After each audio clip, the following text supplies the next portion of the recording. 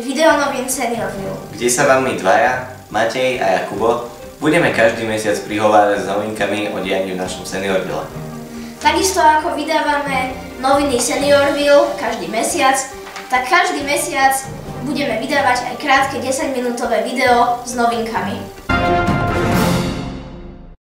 Dnešné vydanie začíname príhovorom našej liečebnej pedagogičky Vierky Valaštikovej. Vážení klienti, milí rodinní príslušníci, kolegovia.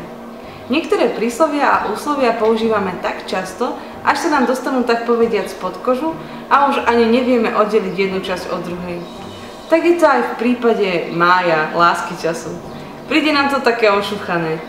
No niekedy práve tie najdôležitejšie veci vyzerajú praobyčajne, nevýznamne. Tak je to vlastne aj s láskou. Niekedy vyzerá tak samozrejme, tak obyčajne. A neraz nám práve naši klienti, starší a skúsenejší, dávajú dôležité životné lekcie o vnímaní drobností. Prajete im napríklad dobrú chuť k obedu a oni sa vás starostlivo opýtajú, či už ste jedli. Alebo sa preháňate po slnkom zaliatej záhrade, rozdávate vodu a klobúky a niekto vás láskavo vyhreší, že vy chodíte s nepokrytou hlavou. Pripomenú vám, že dnes hrá Slovensko dôležitý hokejový zápas. Alebo len tak sa na vás usmejú, hoci ste sa dnes videli už najmenej 1000-krát. Maličkosti, povieme si. Naozaj? Tradícia stretnúť sa s ľuďmi, ktorí majú zaujímavú prácu alebo záľuby, je výborným oživením bežného života.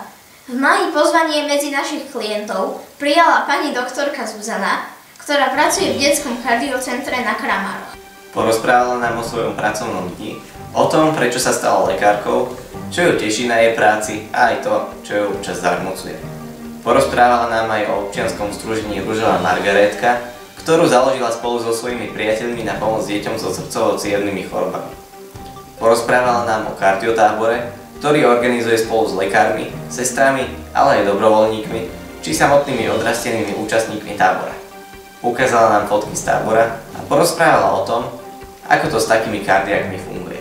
Pani doktorka rozprávala tak pútavo, že nadšené obecenstvo poriadne ani nedýchalo. Počúvali s veľkým záujmom. Pani doktorka musela odpovedať aj na viacero otázok. Po skončení rozprávania sa nikomu nechcelo odísť a Zuzka sa tešila veľkému záujmu o tému zo strany našich klientov a klienti zase trvali na tom, že chcú prísť pozrieť do tábora a vyskúšať si súťaže a možno aj trampolínu. Ďakujeme veľmi pekne pani doktorke Zuzke za to, že si na nás našla čas a tešíme sa, že sa u nás cítila dobre. Teraz by sme radi zablahoželali júnovým narodeninovým oslavencom. Medzi nimi sú Alfred Kutner, Mária Malá, Štefan Jardanházy a Geraldína Macková. Happy birthday to dear one. Happy birthday to... Tiež gratulujeme našim júnovým meninovým oslavencom Alfredovi Kutnerovi, Jánovi Jaklovskému, Jánovi Sokolíkovi, Ladislavovi Korcovi, Pavlovi Candrákovi, Pavlovi Kováčovi a Pavlovi Rojkovi. Všetkým oslavencom blahoželáme, prajeme im veľa zdravia, šťastia a spokojne strávených dní v Seniorville. Byl pozdní večer, 1. máj, večerný máj byl lásky čas.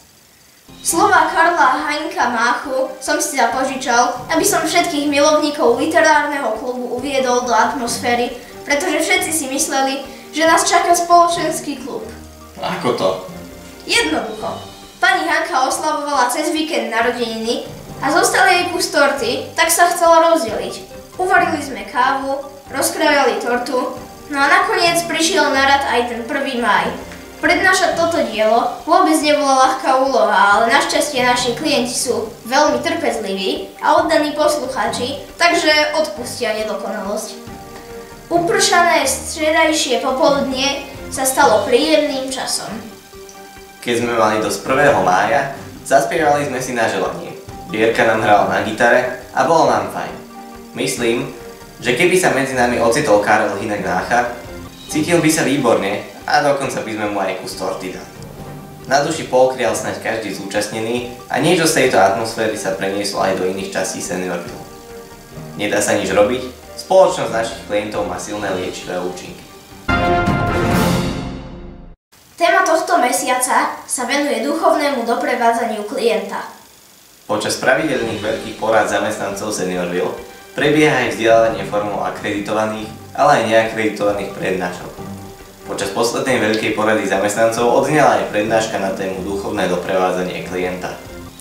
Duchovné prežívanie znamená, že každý človek je stvorený tak, že prirodzene inklinuje k niečomu, čo ho presahuje a zároveň v tom môže veriť. Každý verí v niečo iné.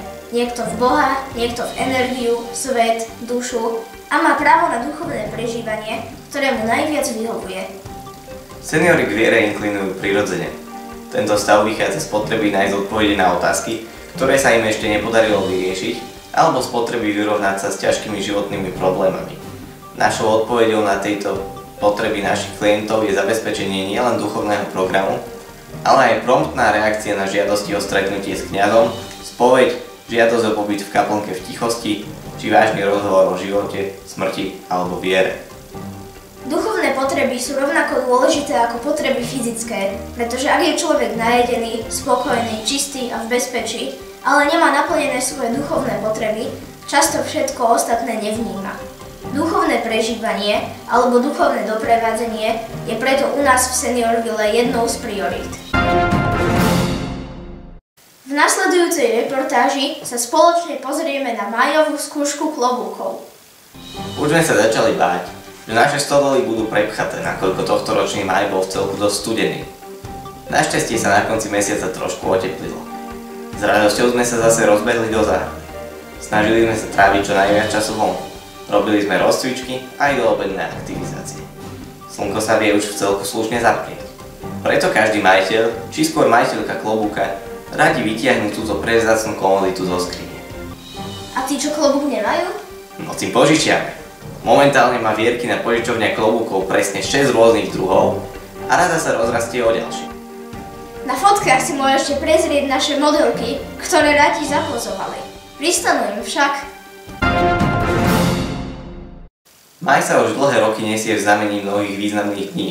Oslavujeme napríklad Sviatok práce, Deň víťazstva nad fašizmom, Deň matiek, Medzinárodný deň hasičov, korytnačiek a ešte mnoho ďalších. Ale pre hokejových fanúšikov sú v máji významné najmä tie dni, kedy slovenská reprezentácia hrá zápasy počas majstrovstiev sveta v ľadovom hokeji. Aj u nás v Seniorville sa nájde veľa športových fanúšikov. Určite nám dáte za pravdu, že pozerať hokej len tak sám človeka nebaví, a preto sme si spravili v spoločenskej miestnosti slušnú fanúšikovskú základňu. V utorok 10. mája sme si pred zápasom rozdali váľočky, tamburíny, zvončeky, nacvičili bojové pokriky a zasadli pred televíziu. Vďaka pani prevádzkarke a vedúcej kuchyne sme mali aj čosi slané podzub. Každý strelený gól sme oslavili krikom a povzbudzovaním, no a tie inkasované nás poriadne zaboli. Prehra proti Nemecku bola síce nepríjemná, ale naše povzbudzovanie bolo také nákazlivé, že sa k nám pridali aj tí, ktorí najradšej pozerajú hokej sami. Hoci sme povzbudzovali najlepšie ako sa dalo, zápas museli odohrať hokejisti. Slovensko síce nepostúpilo, ale my máme ďalšiu spomienku na spoločne strávený čas. V máji sme sa opäť stretli už v našej pravidelnej kaviarni Avalon. Hostiami boli Eva Okoličáňová a Marika Kečkešová z občianskeho združenia Červený nos Clown Doctors.